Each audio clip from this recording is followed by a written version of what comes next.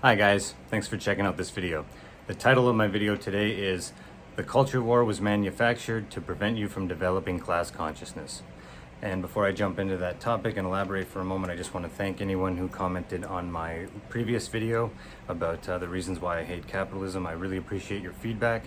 I also just want to say there's something weird that's going on with my channel. There always has been for years. A lot of people make comments and they even, when I respond to them or acknowledge them, they just don't show up publicly, and I can't explain why. So if you did comment and I didn't respond, or it's not visible, I didn't delete or block anything. And you can always email me at freebirdmediacanada@gmail if you have a point that you want to discuss with me. So I apologize if you did leave a comment and it's not visible. I can't explain why. I don't know why.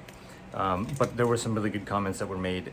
One woman commented, and she said that as a Canadian she felt embarrassed by me, and that at 76 she had completely dropped out of the Canadian healthcare system because it's so FUBAR. And I thought I appreciate the comment. I'll just add this little bit of commentary. Like, as you get older, there are certain things that you just can't help that you're going to need healthcare for. Like, I actually personally, I had a hernia not long ago, and I had surgery for it and it's fine now. But not relying on healthcare is sort of a not realistic dream. Like, I work out every day and I keep myself fit because I want to avoid the system as much as possible.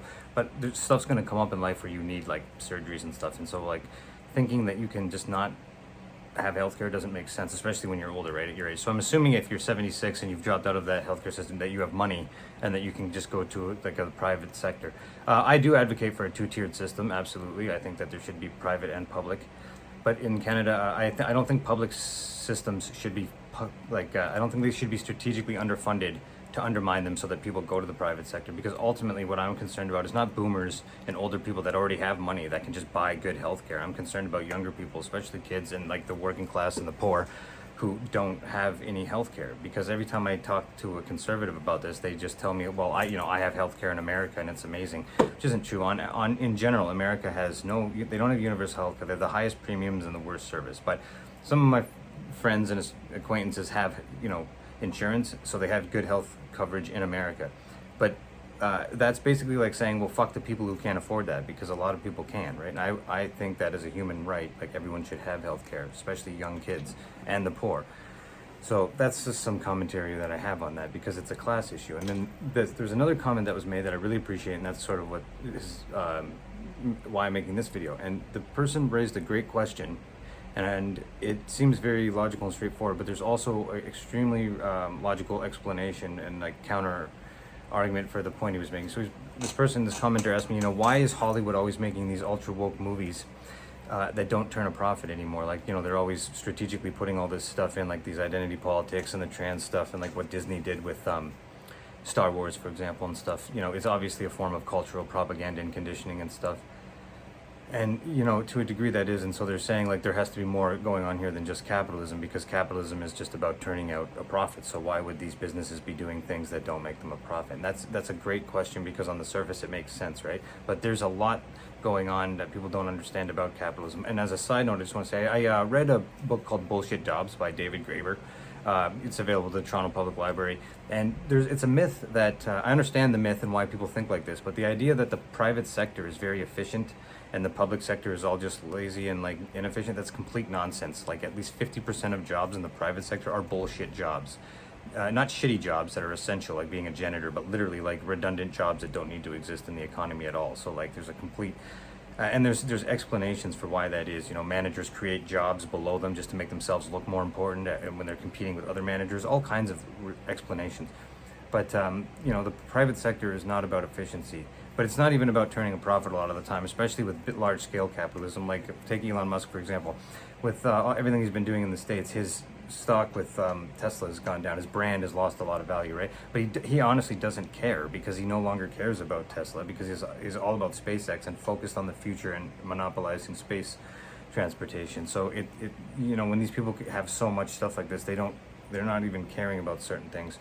But specifically, to come back to this Hollywood stuff, this is the explanation for why a lot of this stuff started happening, and it all comes back to class consciousness and Occupy Wall Street. And I lived through all this, so I know it happened. And I'm someone who's been manipulated by propaganda, even though I should have known better because of my education to a degree. So like, I'm not preaching at people. I'm just someone who's gone through a thing, and I'm older now, and I'm almost 40, and so I'm just trying to help people understand how this happened. Occupy Wall Street was gaining momentum, and people were starting to gain a class consciousness because wealth had consolidated so much in America, and the 2008 financial crisis just showed how greed and corruption completely had fucked the American people. And you know, capitalists as a class, they're a class of people. They sat down and they looked at this, and it was scaring them because this is how revolutions and stuff happen. And so like, they came together as think tanks. And you know, things don't often need, George Carlin said it best, you know, you don't need a formal conspiracy even for a lot of things when people network and just understand mutual interests and how it works as a class of people.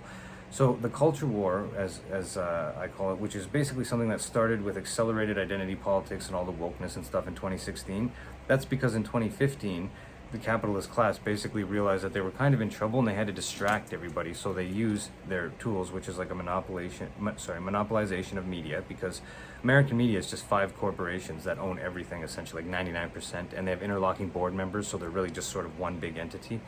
And you can, the evidence for this is certain keywords like, you know, racism and so on. Just their use in mainstream media coverage went up by, you know, 5,000% in this year because it's part of an overall thing. I remember living through this because it seemed like it all came out of nowhere, like it wasn't organic. And most things were astroturfed in advance, and that's something we didn't know. Like, you know, a lot of socialist states in the past have had, like, totalitarian states, like Stalinist Russia had a lot of propaganda, right?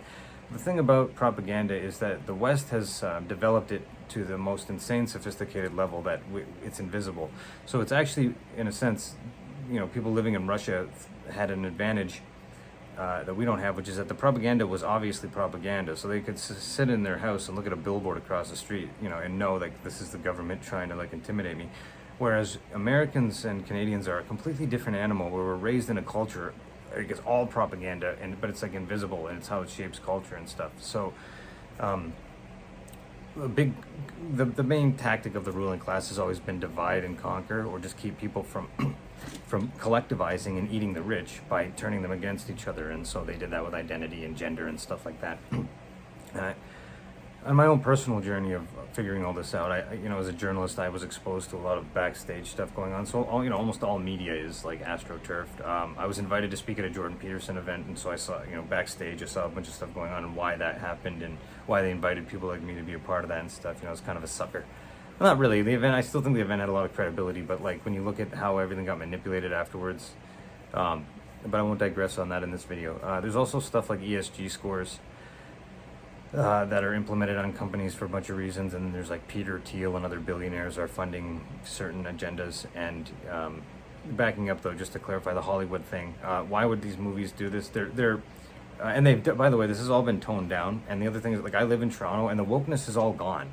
Because it was manufactured, it sprung up so fast, it's also completely, like, it's just non-existent right now. People financially can't be worried about stuff that's abstract, that they don't really care about, like transgender rights, which I'm not against at all. It's just not a priority. Like, people are just forced to, now everybody, it's gone away, identity politics, like the way it was around here, because everybody's starting to become really poor. They just can't virtue signal the way they used to. And you know, class consciousness is something, and this is something else I really want to talk about because of the whole Jordan Peterson thing. Like, when I was younger, I was kind of influenced by him. Most people, they absolutely don't understand Marxism. I didn't understand Marxism properly until recently, and that's something I feel bad about. I'm guilty of that. One of the reasons I make content is to try to correct some of the stuff that I, like, I was you know, anti-Marxist in the past without understanding Marxism, which is irresponsible of me. But in my defense, like, a lot of public intellectuals that I trusted, that, you know, like, I was at U of T when Peterson was launched, right? And he has all these credentials, and I would listen to him, and he seemed like a wise guy. So, you know, he is a propaganda asset, by the way. Everything he says about Marxism makes no sense. When I was 30 and I was listening to him, I didn't know a lot about Jungian stuff or Nietzschean thinking or Marxism or any of that. But after a decade of reading all that, when I look back and listen to this guy talk, I definitely think he's a pseudo-intellectual who just is mostly word salad. And I say that not arrogantly, but like literally, like I don't know, man. Like, when I listen to his takes on a lot of stuff, because I've also now read a lot of the source material, but mainly with Marxism, he's just lying about everything. That's why people like I don't really get into a discussion about Marxism with people unless they've actually sat down and studied like Marxism. Not like when someone tells me that's like an economic theory that they don't like or whatever, I know that they haven't read Marx. They've just heard other people talk about it, because that's like Marx never proposed like alternative economic theories. It's a, you know, Hegelian Marxism is a method of inquiry, and it's connected to socialism, so it's about like and it's definitely about like the working class people rising up, but people just don't understand the context of any of this stuff, and he made predictions that didn't come true. But Marxism is not like, it's not an alternative economic model. That's my point. It's an analysis and it's a criticism of capitalism. And you don't have to be a Marxist to be an anti-capitalist. Like, you can be someone that just came out of a void that has never heard of Marx or Marxism and just look objectively at the capitalist system. And unless you're not brainwashed, you'd be like, that's fucked. It doesn't make any sense. But anyway, digressing again. The capitalist class basically, and it worked so well, by the way. Like, the whole technique worked exactly well. All the momentum that was building as a class consciousness movement completely evaporated, because all of a sudden everyone turned on each other. All the working class people just sort of like turned on each other, and now things are even worse. And so basically I'm just trying to, you know, communicate to a lot of people that are still really brainwashed in a lot of ways, that like you don't need to be so concerned about fighting wokeism anymore, because it's really not a priority, and this always has been a class war. You have a lot more in common with people that are in the same class as you are economically than you do with people that are of the same race or sexual orientation of you, if they have way more money than you do. And rich elite people have no loyalty to any, you know, identity of people or race or anything like that. They're a whole separate animal of just ultra wealthy people. So again, I just wanted to, you know, drive that home and explain that yes, there is actually a reason why corporations and movie theaters and stuff were making content. They're also, you know, they're mandated, companies are mandated to go woke by the ESG scores and stuff like that, but Hollywood specifically was also like putting a lot of ideological stuff in there, which is still in some of the stuff. And not all of it's completely bad either, but I mean, yeah, some of it's a bit obnoxious and everything. But again, I personally think that that's part of a larger conscious movement to just keep those political movements going, because they're fringe movements. Also, I should say something like the whole transgender movement, right? This is, again, how things loop back to capitalism like that. As someone now who's like definitely on the left, I'm focused on economics and class consciousness. I don't care at all really about identity politics. I mean, I acknowledge them to some degree, and depending on what we're talking about.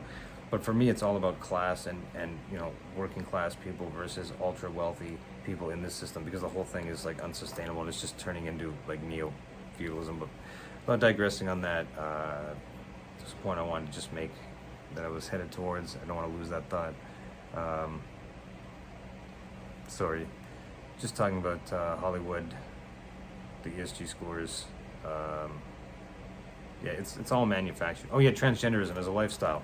That makes a lot of money. Like, there always, it was a fringe issue, right? One of the reasons it's also become so mainstream is because when you convert people to fully trans, you know, like gender affirming care and all that, it's a lifestyle that nets huge money for these pharmaceutical corporations over time. So, you know, I have nothing against transgender people. I think there's a lot of nuance in the conversation though, because people who generally just suffer from gender dysphoria and stuff like that, I have nothing but sympathy for them. But there is also a conscious movement that was cooked up to sort of push this lifestyle onto people, because it's a profit-driven industry, and the whole thing is just about making profit off of people. So I don't think it makes, you know, it doesn't even make me right-wing to say that. It just makes me like a person who can see this weird capitalist system for what it is, again, which is like why all this stuff exists. It's not certain people that are like conspiring to undermine the West or anything. These are all just symptoms of a class-based system where elites control everything like that, and they don't want the lower class people to ever figure out what's going on. So that's my comment for today. Thank you for watching my previous video. Thank you for watching this video. Please leave comments, because I really appreciate them, and I'll definitely comment on them, assuming they show up. Again, if they don't, I'm sorry. There's something wrong with the channel, perhaps. I can't really explain it. But anyway, thanks a lot, guys. I'll see you next time. Take care.